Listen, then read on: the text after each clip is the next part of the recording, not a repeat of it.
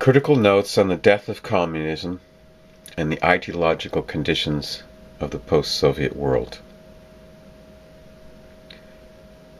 At our International Executive Committee plenum in early 2008, there was a discussion of, and I believe, inchoate differences over the content of the term death of communism, which is key to understanding the political, ideological conditions of the post-Soviet world.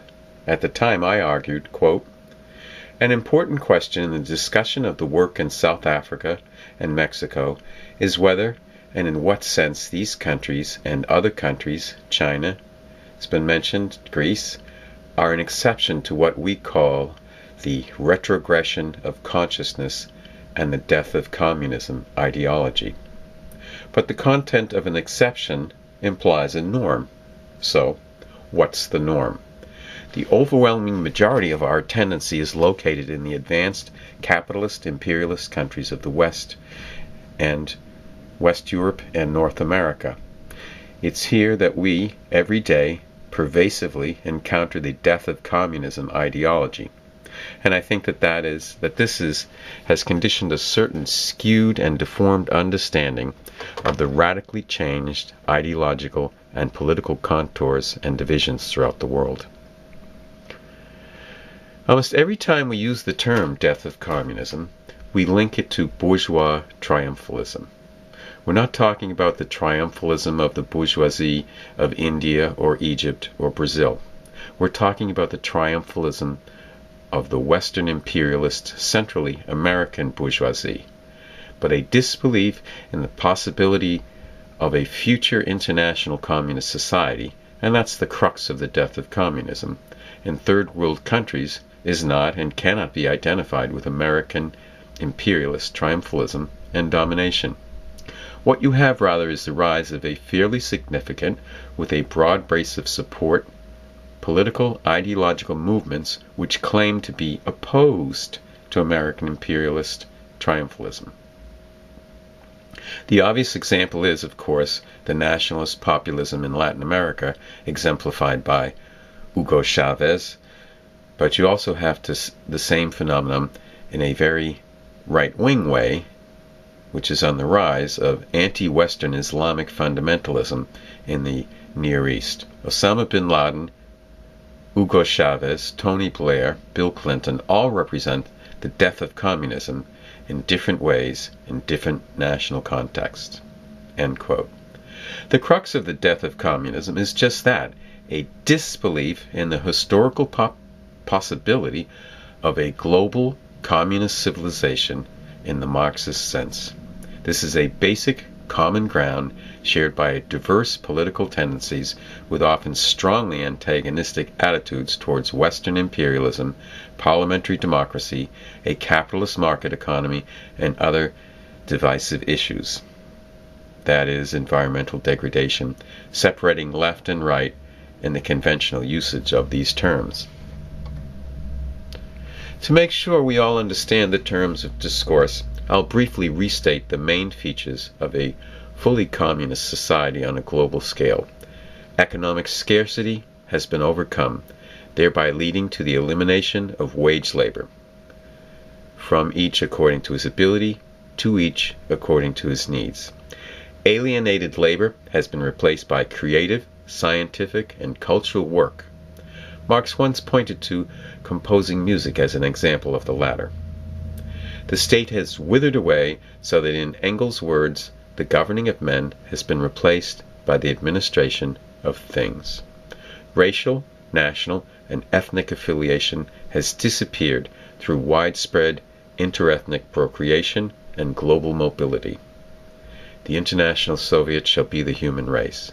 The family has been replaced by collective institutions for housework and the nurturing and socialization of children. The overwhelming majority of self-considered leftists over the age of, say, 40 or 50 regard the future society described above as utopian. The overwhelming majority of younger leftists, represented, for example, in the social forum milieus, are effectively ignorant of and indifferent to the Marxist concept of a global communist civilization. Their concerns are defensive and minimalist, supporting the democratic rights of oppressed people, for example the Palestinians, halting the dismantling of the, quote, welfare state, end quote, in Western Europe, preventing further degradation of the environment, global warming. I'll recast my argument by referencing Lenin's The State and Revolution. When this work was published in 1918 and in subsequent decades, the basic difference between the revolutionary Marxist and other left tendencies concerned the subject matter discussed in Chapter 1, Class, Society, and the State. In it, Lenin summarily states, "The theory of Marx and Engels of the inevitability of a violent revolution refers to the bourgeois state. The latter cannot be superseded by the proletarian state, the dictatorship of the proletariat, through the process of, quote, withering away, but as a general rule only through a violent revolution." Emphasis in the original.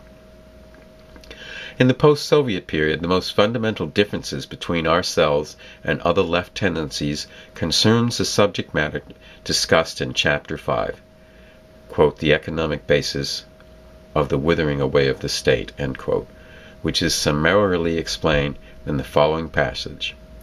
The economic basis for the complete withering away of the state is such a high stage of development of communism, at which the antithesis between the mental and physical labor disappears, at which there consequently disappears one of the principal sources of modern-day social inequality, a source moreover which cannot on any account be removed immediately by the mere conversion of the means of production into public property, by the mere expropriation of the capitalists. This expropriation will make it possible for the productive forces to develop to a tremendous extent, and when we see how incredibly capitalism is already retarding this development, when we see how much progress could be achieved on the basis of the level of technique already attained, we are entitled to say with the fullest confidence that the expropriation of the capitalists will inevitably result in an enormous development of the productive forces of society. Emphasis in the original. The post-Soviet generation of leftist activists cannot readily understand the ideas expounded above because they don't think about them. American imperialist triumphalism is not the problem.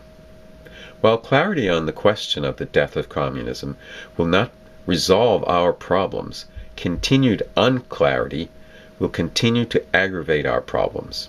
The failure to recognize the most fundamental differences between ourselves and the rest of the left, that we do not share the same ultimate goal, has been an important underlying factor in recurrent political problems in the party. While he was still Workers' Vanguard's editor, Jan Norden, currently of the centrist internationalist group, consciously and consistently regarded the, quote, death of communism, end quote, as primarily an expression of American imperialist ideological triumphalism. Hence his belief that the 1994 Zapatista-led uprising in the impoverished Indian peasants in southern Mexico was a powerful counterblow, weakening, at least in Latin America, the ideological effect of the fall of the Soviet Union. Since Norden's defection from our organization in 1996, there has been a tendency in our party to lump together under the heading of, quote, regression of consciousness, end quote, a term I coined in a fight with Norden, a disbelief in a future communist society, Western imperialist triumphalism, and traditional social democratic reformism. Some comrades have argued that our basic differences with the rest of the left is over the reformability of the capitalist state, as if we were still back in the days of Lenin versus Kautsky in the immediate aftermath of the October Revolution. A standard formulation in both our public literature and internal discourse is that the effect of the death of communism is uneven internationally. The term uneven implies that the effect can be quantitatively measured on a linear scale quite high in the US and France, much lower in Mexico and South Africa.